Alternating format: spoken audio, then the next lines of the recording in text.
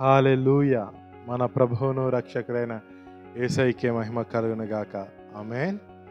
మరొక ప్రాతకాల సమయము ఈ రీతిగా మీతో వాక్యం పంచుకొనుటకు యేసయ్య అనుగ్రహించిన ఈ యొక్క తరుణాన్ని బట్టి యేసయ్యకే మహిమ కలుగును గాక.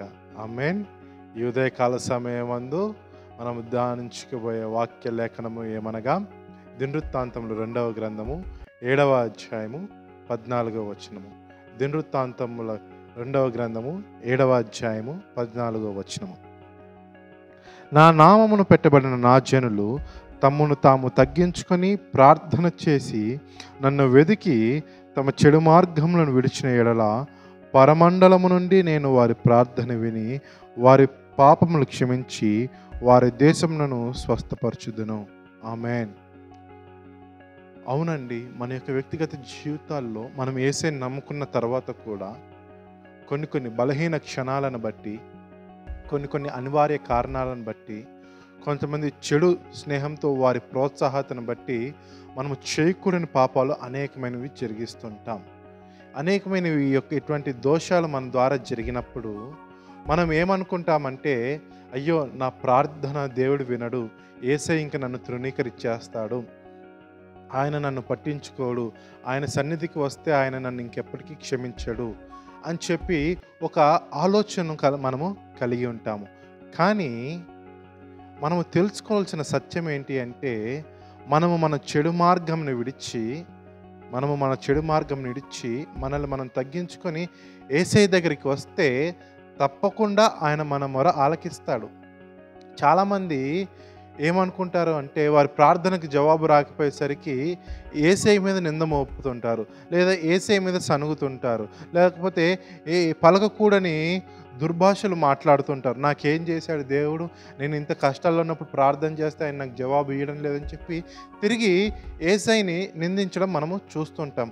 కానీ వారు అలా నిందిస్తున్న సమయంలో వాళ్ళు మర్చిపోతున్న విషయం ఏంటంటే, వాళ్ళు చెడు మార్గంలో నడుస్తున్నారు, వారి హృదయమందు ఏదో కపటము దుర్నీతి ఉంది, లేకపోతే వారు చేయకూడని తప్పిదం ఏదో జరిగించారు, వారిలో ఏదో ఒక దోషము పాపం ఉంది, అది వారు కడుక్కోలేదు, అందుకే మా ప్రార్థనలకు జవాబు రావడం లేదు అనే విషయం వారు విస్మరించి దేవుణ్ణి నిందిస్తుంటారు. కానీ వాక్యం స్పష్టంగా చెప్తుంది, నీ చెడు మార్గమును నువ్వు విడిచిపెడితే, నువ్వు నడిచే పాపపు త్రోవను పక్కకి నెట్టేసి, యేసయ్యా నేను తప్పు చేశాను, నన్ను క్షమించు, ఈ పాపము నుండి నువ్వు నన్ను రక్షించు అని మనం మొరపెట్టుకుంటే అంట, యేసయ్య అంటున్నాడు, మీ మొర నేను ఆలకిస్తాను, మీ మొర నేను చెవి పెడతాను, మిమ్మల్ని నేను రక్షిస్తాను. మీరు పూర్తి విశ్వాసంతో హృదయపూర్వకంగా మీ పాపంను విడిచిపెట్టాలి. మనం హృదయపూర్వకంగా పాపంను విడిచిపెడితేనే మనకు క్షమాపణ దొరుకుతుంది. ఏదో పెదవుల మీద ఉంచుకొని మనము క్షమాపణ అడగకూడదు. హృదయపూర్వకంగా మన హృదయాంతరంగంలో నుంచి క్షమాపణ రావాలి. మన స్నేహితులను, మన శత్రువులను అందరినీ మనం క్షమించాలి. మన ఎడల తప్పు చేసిన ప్రతి వారిని మనం క్షమించాలి. అప్పుడే మన పాపాలు క్షమించబడతాయి. మన ప్రార్థన విని ఆయన నీకు నాకు స్వస్థత అనుగ్రహిస్తానంటున్నాడు. ఇది ఆత్మ సంబంధమైన స్వస్థత. ఇది నీ ఆత్మను బలపరచు స్వస్థత, నీ ఆత్మను క్రీస్తులో బలపరచు స్వస్థత, నీ ఆత్మకు పునాది అనుగ్రహించు స్వస్థత, అది యేసు అనుగ్రహించు స్వస్థత. కాబట్టి మన చెడు నడతను మనం విడిచిపెట్టి, ప్రభువా నీవే దిక్కు అని చెప్పి ఆయన సన్నిధిలో చేరితే మనల్ని క్షమించి తిరిగి ఆయన తన హక్కును చేర్చుకుంటాడు. కాబట్టి ఈ ఉదయకాల సమయం మనం నేర్చుకున్న అంశము ఏంటంటే, మనం చెడు మార్గంను విడిచి యేసయ్య దరికి చేరాలి. ఆమేన్. దేవుడు వాక్యమును దీవించును గాక. ప్రార్థన చేసుకుందామా? నన్ను మమ్మల్ని మిక్కిలిగా ప్రేమిస్తున్న యేసయ్య నీకు స్తోత్రములు నాయన. ఈ యొక్క ఉదయకాల సమయమందు నాయన ప్రభా, మీరు మాతో మాట్లాడారు నాయన ప్రభా. మీరు మా ప్రార్థన ఎప్పుడు అంగీకరిస్తారు, ఎలా అంగీకరిస్తారని మీరు మాట్లాడారు. ఒకవేళ మేము చెడు నడత నడిచి నాయన ప్రభా, ఇంకా ఈ లోక సంబంధమైన విషయాల్లో మేము మునిగితే నాయన ప్రభా, మీరు మా మొర ఆలకించరు.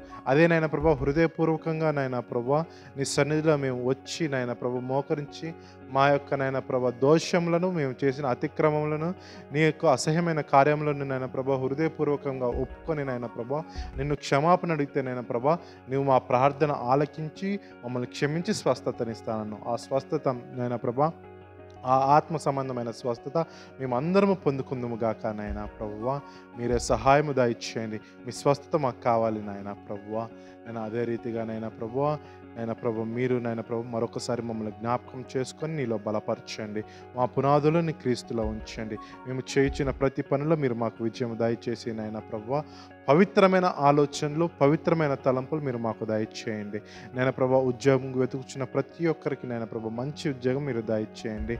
వారి అర్హతకు నాయన ప్రభువా మీరు కావాల్సినది మీరు వారికి అనుగ్రహించి అటు ఉద్యోగం దయచేయమని ప్రార్థన చేస్తున్నాము నాయన ప్రభువా.